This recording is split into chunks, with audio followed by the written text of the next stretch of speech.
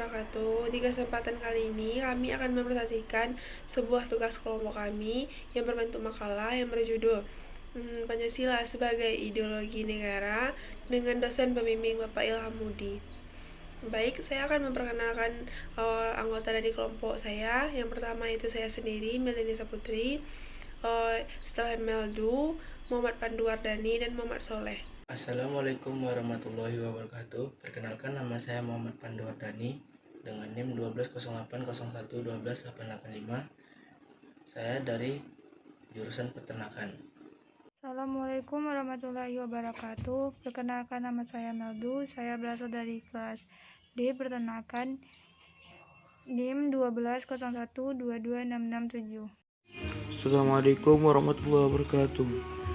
Perkenalkan, nama saya Muhammad Soleh Sibuan dengan NIM 120801111827. Baik, materi yang pertama akan dibacakan oleh saya sendiri. Pancasila sebagai ideologi negara. Pengertian dari Pancasila sebagai ideologi negara yaitu ideologi dasar dalam kehidupan bagi negara Indonesia. Nama ini terdiri dari dua kata Sanskerta, yaitu panca yang berarti 5 dan sila yang berarti prinsip atau asas. Pancasila merupakan rumusan dan pedoman kehidupan berbangsa dan bernegara bagi seluruh rakyat Indonesia. Sedangkan ideologi adalah suatu ide atau gagasan. Kata ideologi sendiri diciptakan oleh Anthony Destor Tansi pada akhir abad ke-18 untuk mendefinisikan sains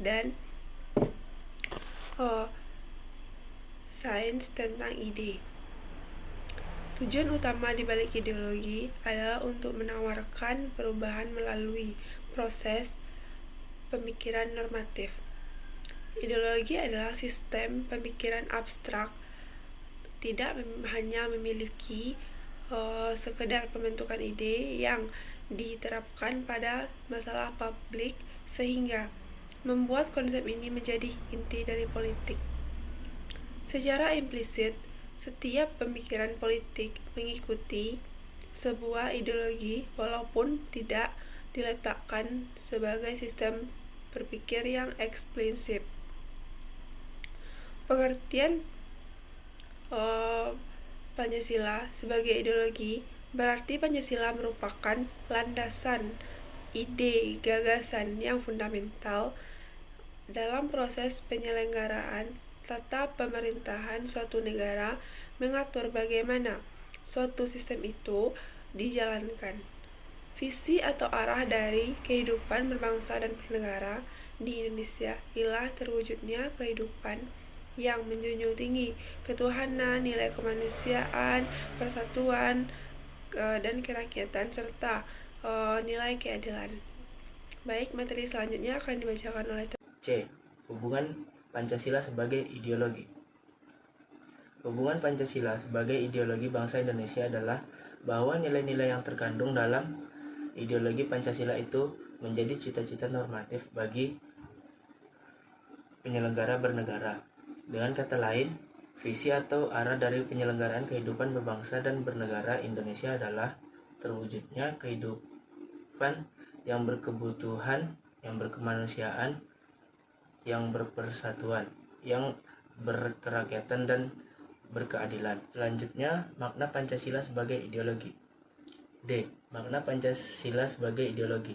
Yang pertama, Pancasila sebagai cita-cita negara. Ideologi Pancasila sebagai cita-cita negara berarti bahwa nilai-nilai dalam Pancasila diimplementasikan sebagai tujuan atau cita-cita dari penyelenggaraan pemerintah negara. Secara luas, dapat diartikan bahwa nilai-nilai yang terkandung dalam ideologi Pancasila menjadi visi atau arah dari penyelenggaraan kehidupan berbangsa dan bernegara. Selanjutnya yang kedua, Pancasila sebagai nilai integratif bangsa dan negara. Maksudnya Pancasila sebagai ideologi negara yang diwujudkan dalam nilai integratif bangsa dan negara membuat Pancasila menjadi sarana untuk menyatukan perbedaan bangsa Indonesia. Dari situlah makna dari Pancasila sebagai ideologi negara memegang peran yang penting untuk persatuan dan kesatuan. sebagai wujud nilai bersama yang menjadi pemecah konflik atau penyetara kesenjangan. Baiklah, di sini saya akan menjelaskan pandangan para ahli mengenai makna dari Pancasila sebagai ideologi. Yang pertama, menurut Insinyur Soekarno, Pancasila merupakan asas bersama yang mampu membuat semua kelompok masyarakat di Indonesia bersatu dan menerima asas tersebut. Yang kedua, menurut Adnan Buyong Nasution pada tahun 1995 mengemukakan bahwa telah terjadi perubahan fungsi asli Pancasila, walaupun pendapat julukan sebagai filsafat atau buah pikir yang mendalam. Pancasila sebenarnya dimaksudkan sebagai sarana demokrasi bagi seluruh warga di Indonesia. Yang ketiga, negarawan Noto Negoro mengungkapkan bahwa Pancasila sebagai filsafat. Pancasila adalah ideologi yang komprehensif, mencakup semua aspek. Fungsi Pancasila sebagai ideologi yang pertama, mempersatukan bangsa, memelihara dan mengukuhkan persatuan dan kesatuan. Yang kedua, membimbing dan mengarahkan bangsa menuju tujuannya. Yang ketiga, memberi tekad untuk menerima dan mengembangkan identitas bangsa. Yang keempat, menyoroti kenyataan yang ada dan mengkritisi upaya terwujudnya cita-cita yang terkandung dalam Pancasila. Bagian G. Nilai Pancasila sebagai ideologi.